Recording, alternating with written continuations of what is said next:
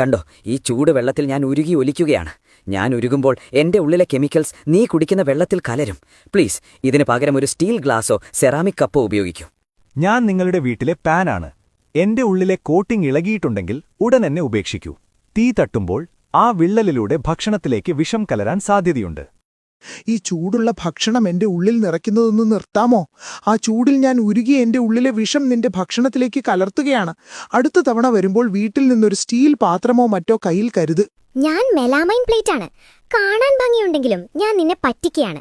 മൈക്രോവേവിൽ എന്നെ വെച്ചാൽ ഭക്ഷണത്തിലേക്ക് ഞാൻ വിഷാംശങ്ങൾ പുറത്തുവിടും. തണുത്ത വിഭവങ്ങൾക്ക് മാത്രം എന്നെ ഉപയോഗിക്കൂ. ഞാൻ പ്ലാസ്റ്റിക് കട്ടിംഗ് ബോർഡാണ്. എന്നിലെ ഓരോ പോരലുകളും ബാക്ടീരിയകളുടെ ഒളിത്താവളമാണ്. ഒരിക്കലും ഇതിൽ പച്ചക്കറികൾ അരിയരുത്. പകരം മരത്തിന്റെയോ സ്റ്റീലിന്റെയോ കട്ടിംഗ് ബോർഡ് ഉപയോഗിക്കൂ. ഞാൻ പഴയ കിച്ചൺ സ്പോഞ്ചാണ്. നിഷ്കളങ്കനെന്ന് തോന്നുമെങ്കിലും ടോയ്ലറ്റ് സീറ്റിനേക്കാൾ കൂടുതൽ ബാക്ടീരിയകൾ എന്നിലുണ്ട്. എന്നെ എപ്പോഴും മാറ്റിക്കൊണ്ടിരിക്കൂ. ഞാൻ പത്രക്കടലാസാണ്. അച്ചടി മഷിയിൽ അടങ്ങിയിരിക്കുന്ന ലെഡ് വളരെ വിഷകരമാണ്. ഒരിക്കലും പൊരിച്ച പലഹാരങ്ങൾ എന്റെ മുകളിൽ വെക്കരുത്.